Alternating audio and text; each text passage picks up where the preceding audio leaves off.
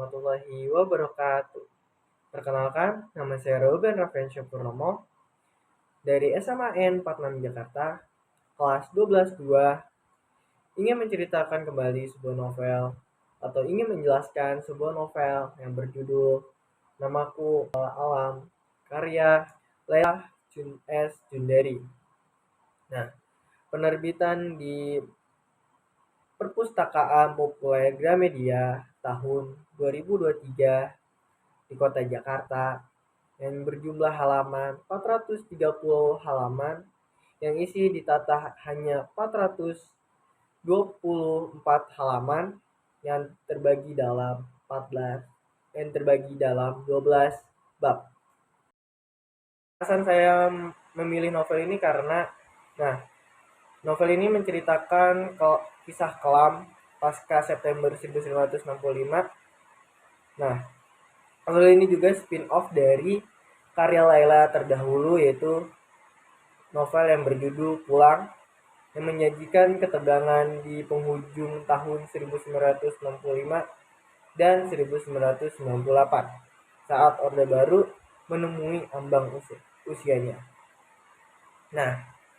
Terus juga ini tuh berkisah tentang kenangan-kenangan yang melekat kuat di benak tokoh utama sejak tahun 1965, di mana seorang ayah dari seorang tokoh ini adalah seorang seorang tapol, yaitu tawanan politik, dan akhirnya ditembak mati pada tahun 1970. Dan terus ada hal lain, yaitu yang pertama adalah karena ceritanya yang mengugah emosi, terus pesan dan kehidupan yang mendalam, terus ada juga kayak pembahasan yang mengalir dan relatable, terus juga ada referensi yang kehidupan nyata, karya penulis terkenal yaitu Leila Jundari juga, terus meningkatkan rasa empati kita juga. Lalu kita masuk ke sequel ringkasan novel ini. Novel ini nih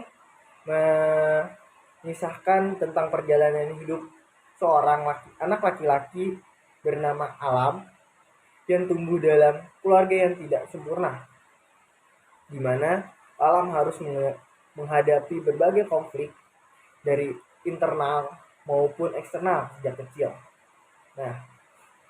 Rasa kehilangan, rasa kesepian, dan perjuangan mencari pengakuan menjadi bagian dari kisah kehidupannya. Alam tumbuh dalam lingkungan yang penuh tantangan, di mana ia sering merasa diabaikan oleh orang-orang di dekatnya. Segala keterbatasan itu, ia tetap berusaha mencari makna hidupnya dan mengejar kebahagiaannya sendiri.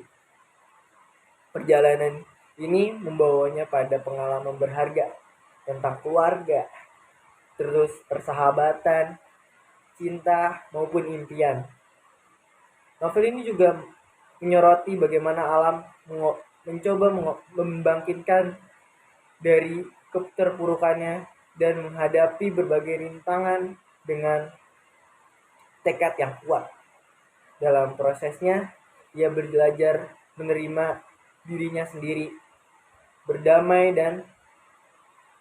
dengan masa lalu, dan memahami arti kehidupan yang sebenarnya. Masuk ke amanat. Amanat dari novel ini banyak banget yang kita bisa ambil gitu. Yang pertama tuh kayak misalnya keberanian dalam keberanian menghadapi kehidupan. Dari novel ini tuh tokoh utama Alam ini mengajarkan kita untuk berani menghadapi berbagai tantangan hidup. Meskipun menghadapi rasa kehilangan, terus konflik, terus dia tuh tetap mencoba buat menjalaninya gitu, tetap maju, tetap menunjukkan bahwa setiap perintangan adalah bagian dari perjalanan menuju kedewasaan gitu. Terus pentingnya kekeluargaan dan hubungan gitu.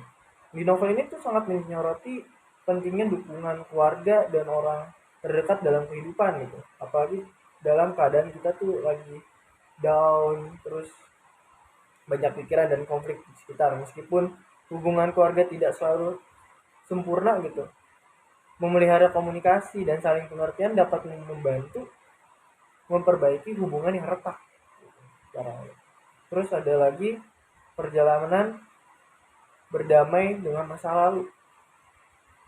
Kisah dari novel ini kan, melalui kisah alam ini kita tahu masa lalu alam yang bagaimana gitu, dari ayahnya yang dituduh ikut dalam organisasi PKI, terus akhirnya terbunuh, ibunya yang jadi diinterogasi dan dilecehkan dalam hal lain, terus dirinya diejek dalam kehidupan sekitar gitu. Itu dia tuh masih memanfaatkan diri sendiri dan melangkah ke depan gitu, dan tanpa menerus terbelenggu oleh masa lalu dan lukanya sebelumnya gitu. Terus ada lagi nilai ketekunan dan harapan. Tokoh alam ini menunjukkan bahwa ketekunan dan harapan dapat membantu seseorang mencapai kebahagiaan, bahwa ketika hidup terasa sulit, kita tuh masih bisa mencoba untuk memperbaikinya gitu, dengan cara mencoba gitu, dengan cara tetap berusaha gitu, berharap bahwa semuanya itu akan berakhir gitu. Terus ada lagi pentingnya memahami dan menghargai orang lain. Kita tahu kan bahwa alam ini nggak dihargai oleh masyarakat karena ceritanya yang dari keluarganya yang bagaimana gitu. Terus kita tuh harus menghargai orang lain yang ada di sekitar kita, meskipun ya orang tersebut dari keluarganya tuh buruk gitu. Belum tentu orang tersebut buruk gitu. Jadi kita tuh harus dapat menciptakan hubungan yang lebih baik dengan sesama. Terus yang terakhir tuh menemukan kebahagiaan di hal-hal sederhana. Nah, dari tokoh alam ini, kebahagiaan sering ditemukan dalam momen-momen kecil gitu. Hal-hal sepele itu jadi hal yang sangat bahagia gitu. Itu dengan cara bersyukur atas hal-hal yang kecil yang memberikan makna dalam hidup. Novel ini memberikan referensi mendalam tentang kehidupan yang menginspirasi pembaca untuk lebih menghargai keluarga, teman, dan diri sendiri. Selanjutnya kita masuk ke mengenali informasi mengenai peristiwa sejarah atau kritik yang terdapat dalam cerita Namaku Alam.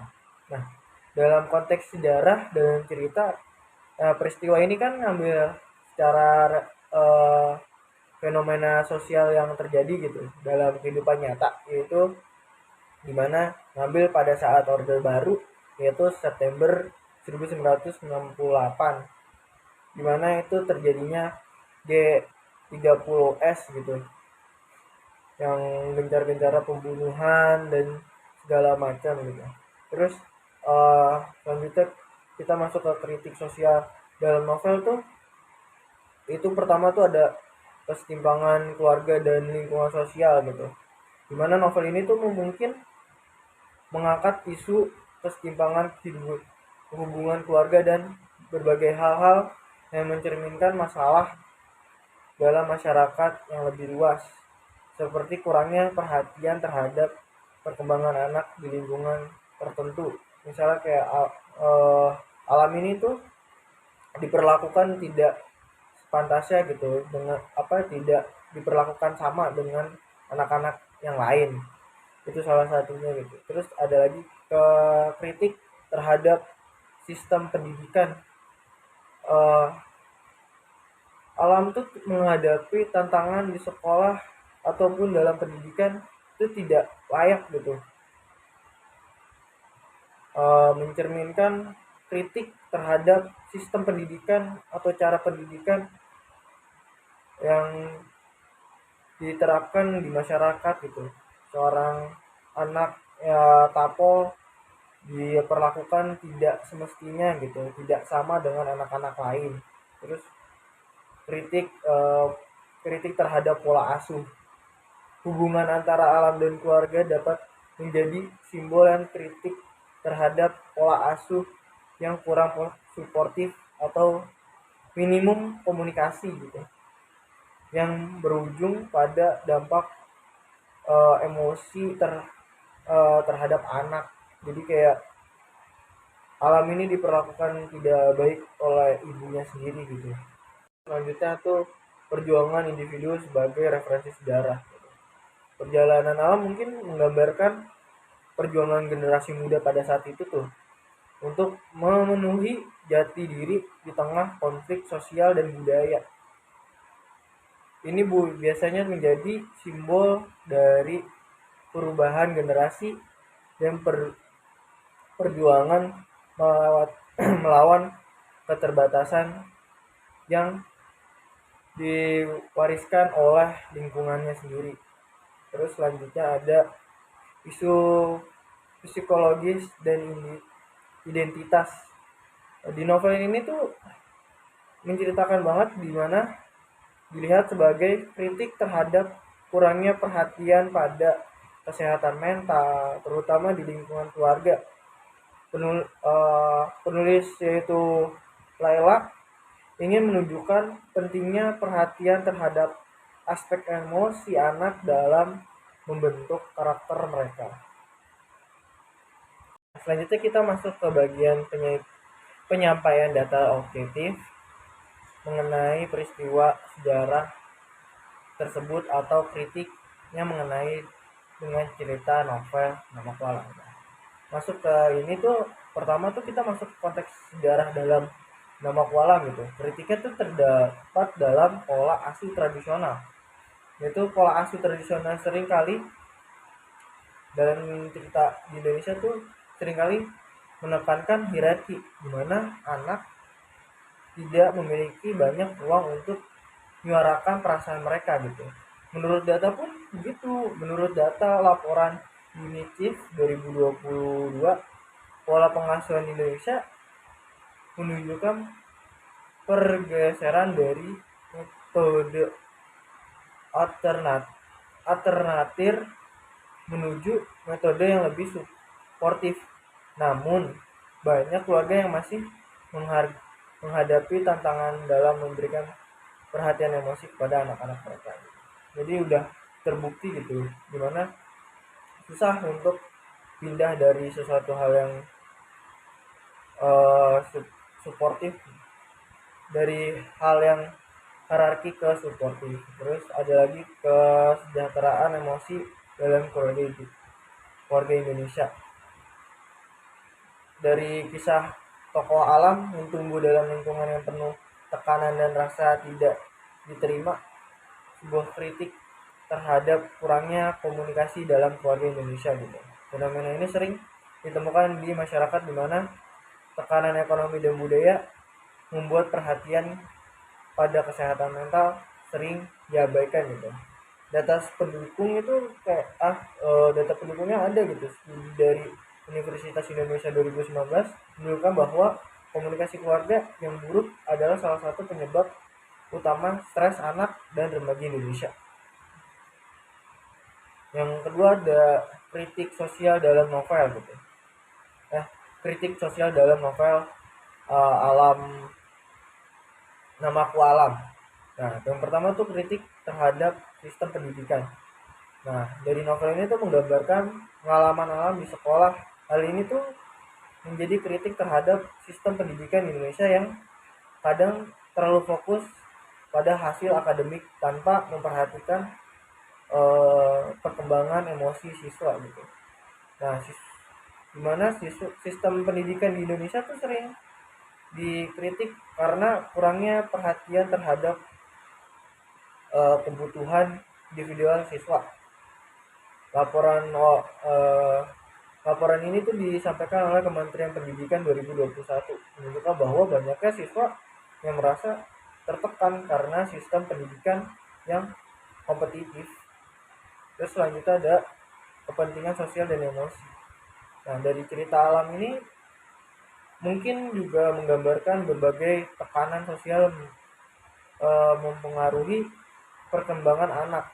Misalnya, jika uh, jika tokoh alam jika tokoh alam merasa diabaikan karena kondisi ekonomi atau sosial keluarga, ini mengacu pada ketimpangan yang sering terlihat dalam masyarakat Indonesia.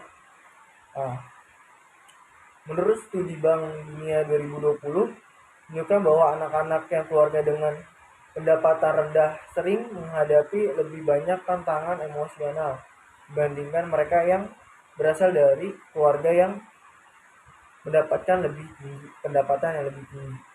Kaitan dengan cerita gitu.